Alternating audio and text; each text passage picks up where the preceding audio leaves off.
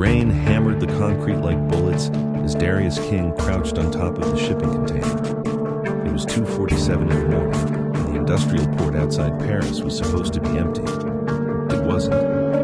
Through his night vision binoculars, he watched a line of black SUVs roll through the darkness toward Warehouse 7. For 3 months, he'd been hunting a ghost called Violet, a woman the CIA believed was running illegal weapons across Europe. Tonight, he finally found her. The vehicle stopped. Darius held his breath. A woman stepped out of the lead SUV, and she wasn't what he expected. No combat gear, no tactical vest. Instead, she wore a tailored charcoal trench coat and expensive heels that flipped against the wet heat. She moved like a dancer, graceful, confident, completely in control. Darius zoomed in. She was checking her watch, a fancy Cartier that probably cost more than his annual salary. Workers scrambled around her, unloading wooden crates from a truck. Everything about her screamed elegance and danger mixed together. Then something impossible happened. The woman stopped walking. She tilted her head like she'd heard something. Then she looked up, directly at his hiding spot, 50 yards away in the darkness. Darius froze. There was no way she could see him. He was trained for this, invisible. And she smiled. A small, knowing smile that made his blood run cold. Then she turned and disappeared into the warehouse like smoke. Darius whispered. He had to know what was in those crates. Using a rope, he climbed down from the container and moved through shadows to the warehouse. Inside, he found the crates piled up. Medical supplies, antibiotics, surgical equipment, vaccines, not a single weapon. The CIA file said Violet was an arms dealer. But this was humanitarian aid. The documents looked fake, but the supplies were real. Darius stood there in the empty warehouse, rain dripping from his jacket, more confused than when he started. Either the CIA had the wrong person, or this woman was playing a game he didn't understand. He thought about that too. She'd known he was there. She'd wanted him to see this. "Who are you?" he said to the empty air. 2 days later, Darius walked into a world of champagne and secrets. The art auction was being held in a converted mansion in Saint-Germain, one of the fanciest neighborhoods in Paris. Crystal chandeliers hung from painted ceilings. The string quartet played softly in the corner. Rich people with expensive clothes stood around discussing paintings worth more than most people earn in a lifetime. Darius was undercover as Marcus Beaumont, an American tech investor with too much money and questionable taste. His tuxedo was ready, but no one needed to know that. He was scanning the crowd when he saw her. She stood across the room in a floor-length emerald gown that caught the light every time she moved. Her diamond necklace sparkled in her throat. She was talking to a Russian businessman Darius recognized from CIA briefings, a man with ties to weapons manufacturing. Tonight, she was using the name Clara Rousseau. Their eyes met across the room. Recognition flashed in her dark eyes. She knew exactly who he was. She'd seen him at the port, watching from the shadows. Instead of running or calling for help, she did something unexpected. She smiled and walked straight toward him. Darius's heart hammered, but he kept his face calm. She stopped in front of him, holding 2 glasses of pink champagne. "You have expensive taste for a man who spends his nights in warehouses, Monsieur Beaumont," she said. Her voice was smooth with a slight French accent. She handed him one of the glasses. Darius accepted it, buying himself a second to think. "And you have strange cargo for an arms dealer, Mademoiselle Rousseau. Who says I'm the dealer?" She tilted her head, studying him like he was one of the paintings on the wall. "Perhaps I'm a professor fake." Before Darius could respond, his phone buzzed in his pocket. A message from the CIA. "Target confirmed. She's meeting the buyer in Morocco in 72 hours. Maintain contact. Do not engage romantically." Too late for that warning, Darius thought. Just standing near her felt dangerous in ways that had nothing to do with espionage. She leaned closer. Her perfume surrounded her, dark, expensive, intoxicating. "I know you've seen it. I also know your agency is lying to you. If you want the truth about Violet, meet me tomorrow night on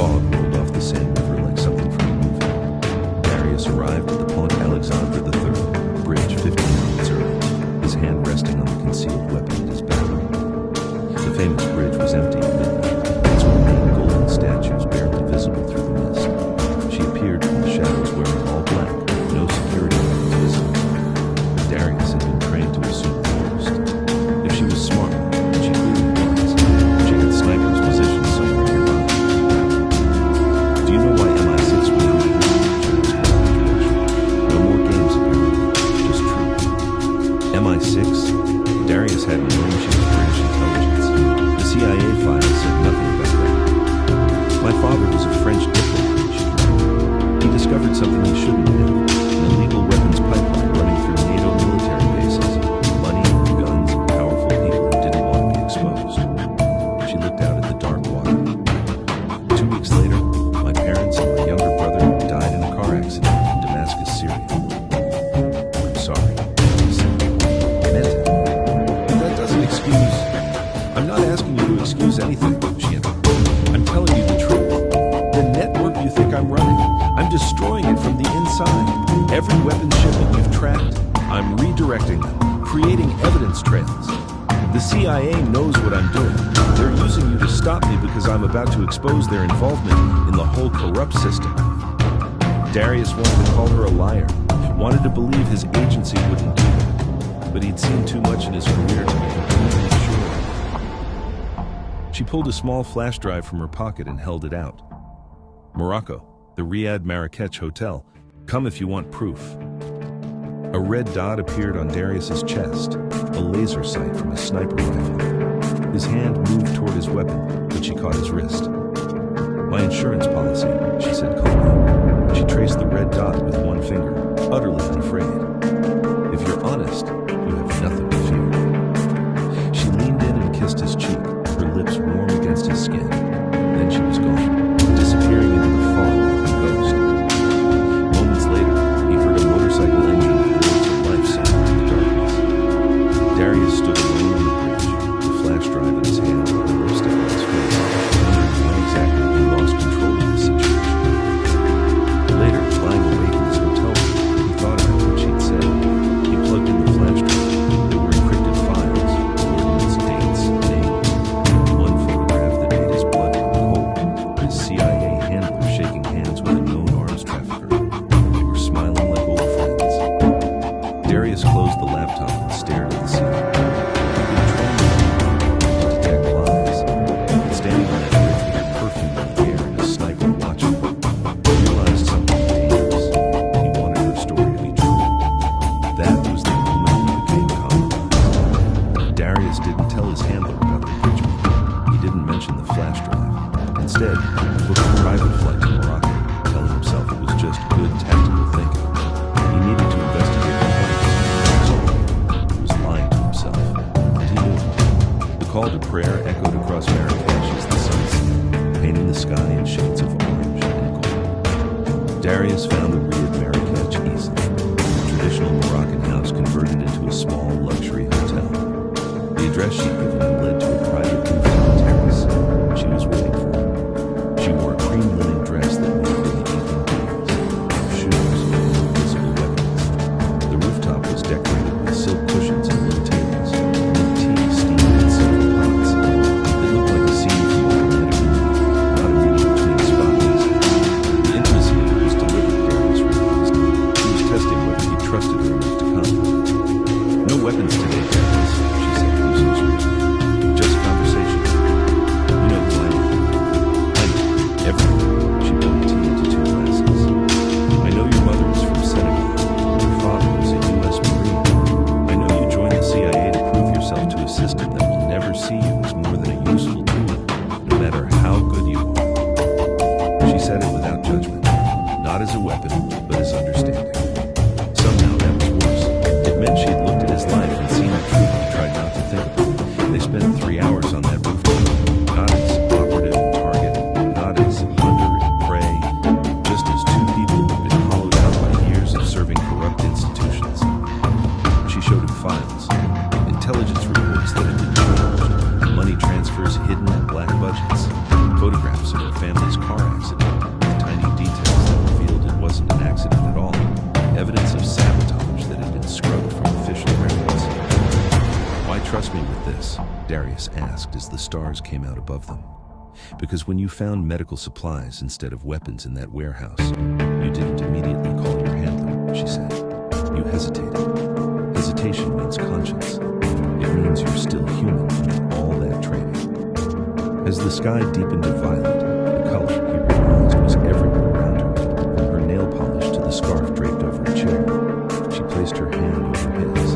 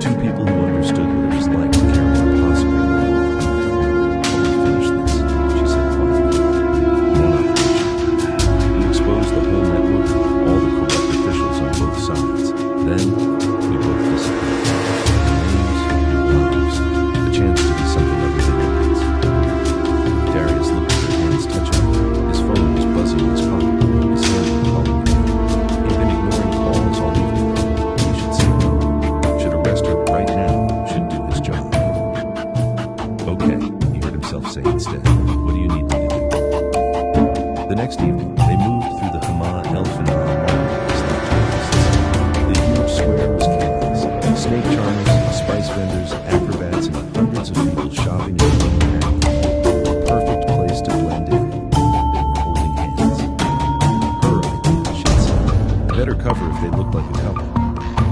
Darius told himself it was just practical. You walk like a soldier, she squeezing something, like you're hunting. Walk like you belong, like we're just enjoying the evening. He tried to relax his shoulders to move more casually. She smiled when he attempted to haggle with a spice vendor in a broken arrow. He actually made her laugh when he accidentally offered to pay 10 times the normal price for saffron. For a moment, it didn't feel like a mission at all.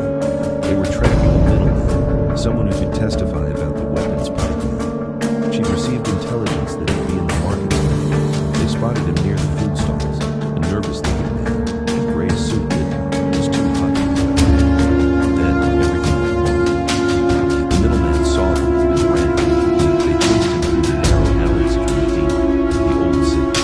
Darius was fast, but she was faster in her practical boots. They climbed over walls, jumped between rooftops, dodged the satellite dishes and laundry lines. She was laughing, actually laughing as they ran. They cornered him in a small courtyard. The man pressed against a wall, trapped. She pulled a knife from Sue. He hadn't even seen where she'd been hiding it. Wait, Darius said, catching her wrist before she could move. We need him alive. Her eyes were cold. This man helped them kill my brother. I know. Darius didn't look focused. But you're not that person. You gotta kill him. You're someone who saved me. Redirected weapons to save lives instead of taking them. For a long moment, she stared at the frightened man. The knife trembled in her hand, then she lowered it. If you testify, she told the middleman in French, I'll make sure you're protected. If you run, I'll find you. Choose quickly. The man chose testify. It was 3 in the morning when they returned to her suite at La Laguna, one of the most famous hotels in Marrakesh. The middleman was secured with people she trusted. He'd given them names, dates, enough evidence to bring down a dozen high-level officials. She should have been celebrated. Instead, she looked exhausted.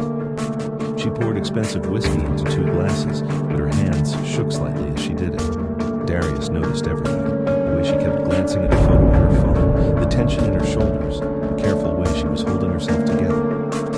The worst part, she said suddenly, staring into her glass, is that I became exactly what they accused me of. A ghost. A weapon from no real identity. I forgot how they moved. Noor, Darius repeated. It was the first time she told him her real name. She liked terrible romance novels, and creme brulee, and listening to her brother play jazz piano. She wanted to teach languages to refugee children. She looked up at him, her eyes were wet. That girl died in Damascus with the rest of them. The tears came then, silent and angry, like she hated herself for crying. Darius broke every protocol he'd ever learned. He crossed the room and pulled her into his arms. No words, no promises he couldn't keep. Just a simple human need to not be alone in grief. They ended up on the couch, her head on his chest, his fingers gently stroking her hair. They fell asleep wrapped around each other, 2 broken people pretending to be whole. Darius woke up a few hours later, careful not to disturb her. His phone screen lit up with a text message from his hand. You know you're with her. 24 hours to bring her in, or we bring you both down. She's using that kid. Her family's alive. It was a cover story. Verify before your collateral. Damage. Darius stared at the message, then at the woman sleeping peacefully against him. Doubt crept in like poison, killing everything beautiful he loved. Darius couldn't ignore the message. While Norm met with a contact the next morning, he found an internet cafe in Casablanca. He told himself he was just being thorough, just checking the facts. He dug into Syrian records. It took 2 hours, but he found a newspaper clipping about the Duval family feud. The article was in Arabic, but the photograph was clear. A group of mourners around 3 coffins. Darius zoomed in on the image, studying every detail. There, in the reflection of a car window behind the mourners, he could see someone taking photographs of the funeral. Professional equipment, intelligence gathering. MI6 staged the whole thing as a recruitment tool, and they faked the deaths to create the perfect motivated agent, his hand recalled. Darius almost didn't answer. King, the man said. She's MI6's golden girl gone rogue. They faked the deaths, not the bad guys. MI6 did his recruitment.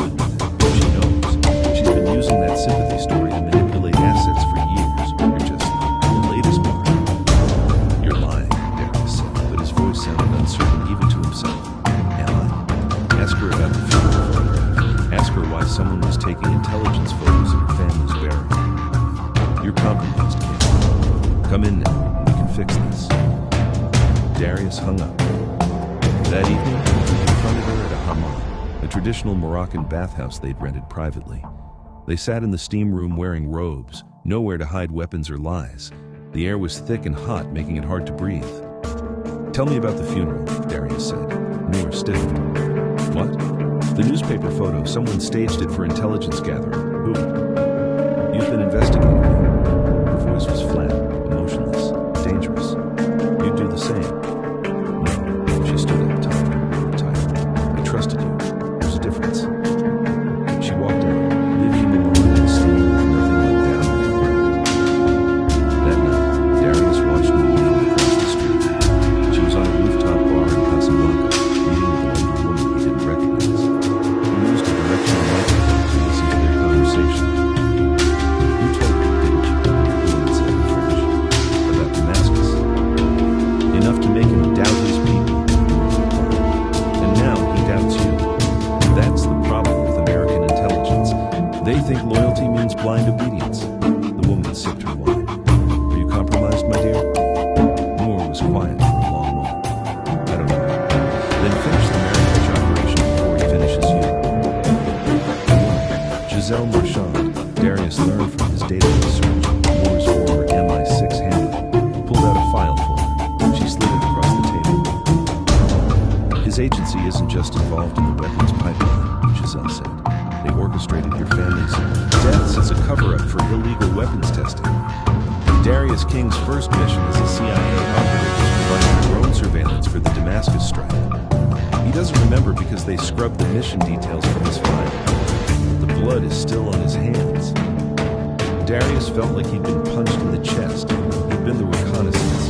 His drone footage had guided the missile. He'd killed Noor's family without even knowing their names. Darius broke into Noor's hotel suite at midnight. She was standing at the window, watching rain lash against the glass. She didn't even turn around when he entered. Did you hear everything? She asked. Was it true? Damascus. She turned to face him. Reconnaissance drone footage. Operator designation DK7. You are Lieutenant here, just following orders. The footage you gathered guided the missile that killed my mother, father, and 13-year-old brother. Her voice was steady, but her eyes were full of pain. So yes, Darius King, you pulled the trigger without knowing whose names were on the board. I didn't know. His voice cracked. Does that matter? Noor stepped closer. You served the weapon. I became one. You're both monsters wearing beautiful faces and pretending to be human. I'm trying to make it right, Darius said desperately. By turning me in? By finishing what you started in Damascus? He pulled his gun, not pointing it at himself. His hand was shaking. Tell me how to fix this. You can't. Noor's voice was gentle now, which somehow made it worse. Some things stay broken forever. She walked past him toward the door, stopped, and turned back. The operation is tomorrow night. Witness testimony that will dismantle the entire network, including your agency's role. After that, you're gone. If you want redemption, let me finish it. If you want to be the good soldier and follow your orders, she looked at the guns. Pull the trigger now. She left him alone in the empty room. Darius stared at his weapon for a long time. Then he called his handler. I'm bringing her in, he said. He was lying. But he wasn't sure anymore which side he was lying to. The villa outside Marrakesh was beautiful in the golden light of late afternoon. Olive groves surrounded the property. Inside, arms dealers and intelligence officers and a documentary crew gathered for the testimony that would expose decades of corruption. Noor had orchestrated everything perfectly. The witnesses were ready. The cameras were rolling. The evidence was damning in detail. Darius was there as her security. He'd chosen her side, and she knew it well. They hadn't spoken about Damascus. There'd been no forgiveness, no tearful reconciliation. Just his presence here, helping her was the only apology he could offer. They were halfway through the testimony when the first gunshot shattered the window. Then, all hell broke loose. CIA kill teams crashed through doors. Rogue MI6 operatives rappelled from the roof. They'd come to silence everyone. Witnesses, documentary crew, everyone who knew the truth. Darius and Noor moved as one unit. All that chemistry they'd been fighting, all that tension, it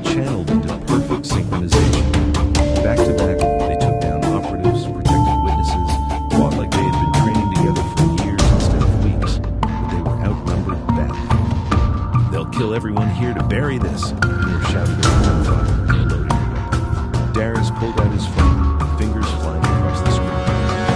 Then he made him choose between us and the evidence. He uploaded everything, the full testimony, all the documents, and every piece of evidence, to WikiLeaks, the New York Times, The Guardian, and a dozen other news organizations simultaneously.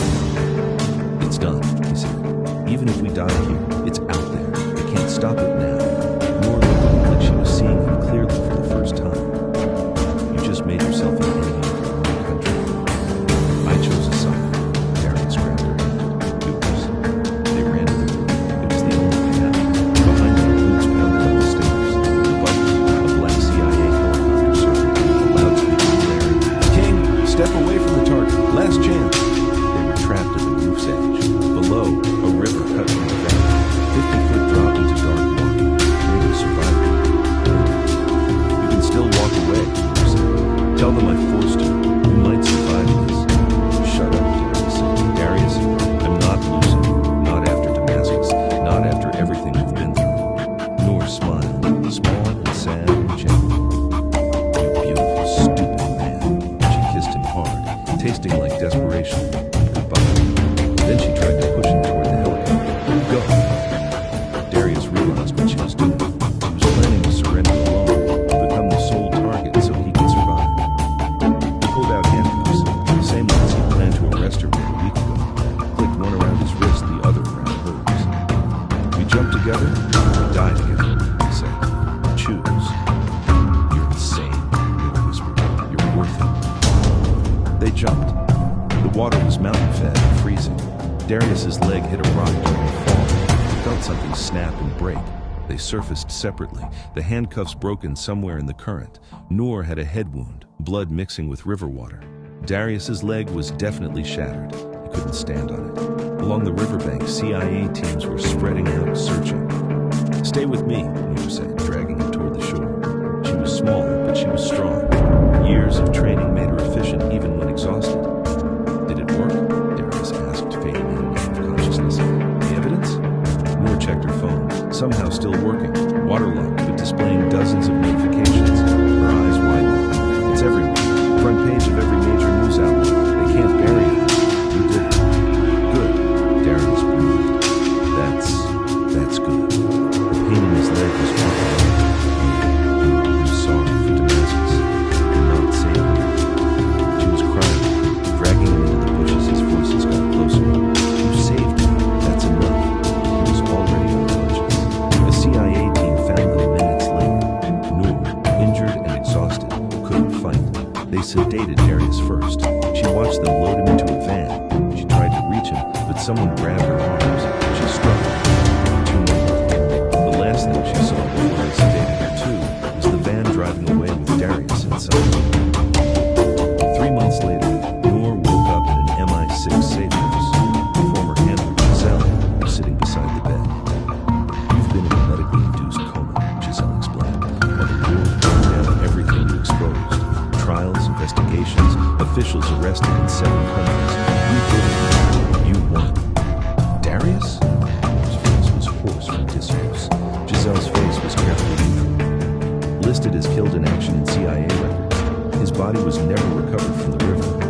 No, Noor whispered. No, that's not. But, Giselle interrupted, I have information, unofficial information. Would you like to hear it? The world had changed in those 3 months. The leaked evidence triggered international investigations. The CIA's Black Operations Program was dismantled. NATO launched internal reviews. 15 high-ranking officials were arrested. Laws were changed. But Darius King and Noor Vaughn were officially dead.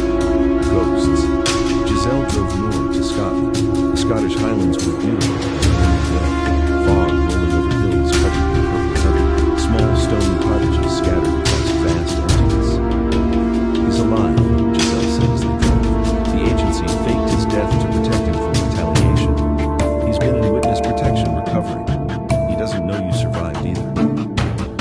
Why tell me? Noor asked. Giselle was quiet for a moment. Because I was wrong. About Damascus, about using your grief, about what love does to optimists. I thought it made you weak. But you two together, you didn't just survive, you won.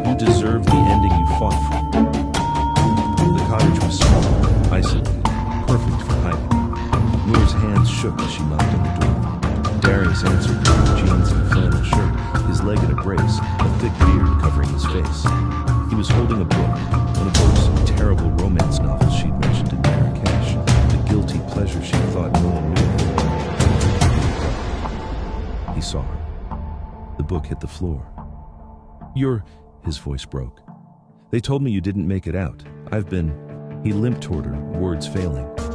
Every morning I wake up and remember you're gone.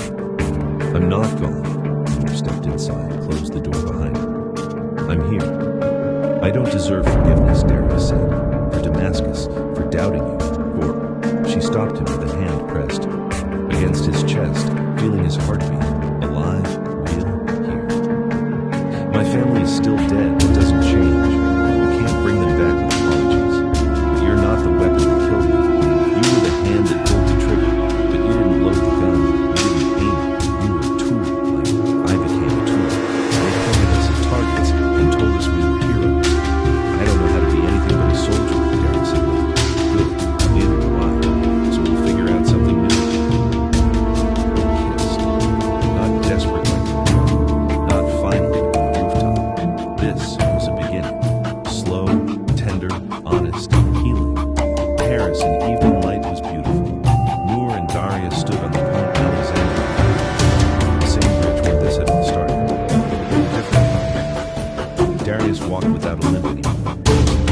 His beard was gone. He smiled easier. Noor's hair was longer, lighter brown with honey highlights. She wore less black these days. Sometimes even wore colors. They ran a consulting firm. Ethical intelligence, they call it. They helped expose trafficking rings, corrupt officials, war politicians. The work was still dangerous, but it was their choice. Nobody owned them anymore. No more lies, they said, repeating the promise they'd made to each other. Not even to protect each other. No more running, Darius agreed. We face everything together. And if the past comes back, we're not those people anymore. Darius took her hand. Damascus doesn't own us. The CIA doesn't own us. We own this. Whatever this is we've built.